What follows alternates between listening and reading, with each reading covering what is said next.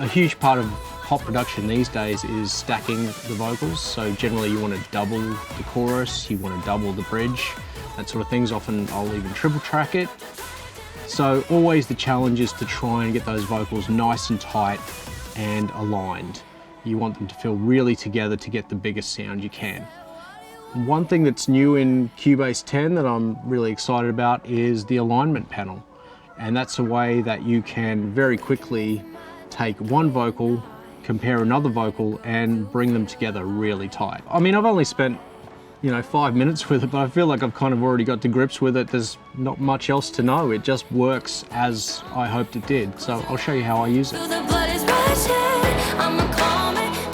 So today we recorded Taylor's vocals. So what we've got here is we've got a lead vocal and we've got a double. And as is pretty common, the double is just that little bit out of sync with the lead vocal. Give me something, give me something. You can just hear that the words are not totally lining up there. It's not really a bad effect, but what I generally like is a really tight double. So that's where the alignment panel comes in. So the way it works, you just go up here, you choose that. You choose your reference, which in this case is the lead vocal because that's the one that's in time. Then we're going to target, so we choose double. Probably the most important setting here is the alignment strength, or they call it alignment precision. 100% means it's going to be super locked. So let's hear how that sounds. There we go, and that's done. Give me something, give me something, close your eyes.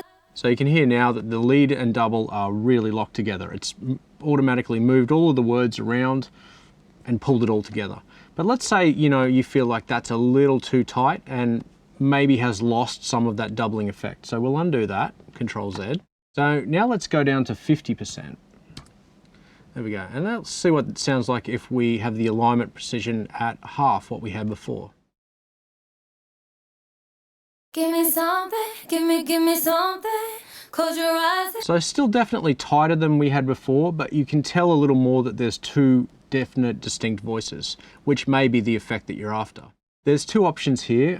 One is match words, provides best results for identical wording, and that's what I would say is your default setting for something like this application. It's going to take all of your words, stretch them out, move them around, align them perfectly.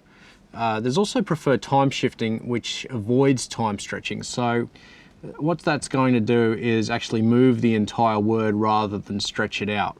And that's probably not what I would normally choose for a double.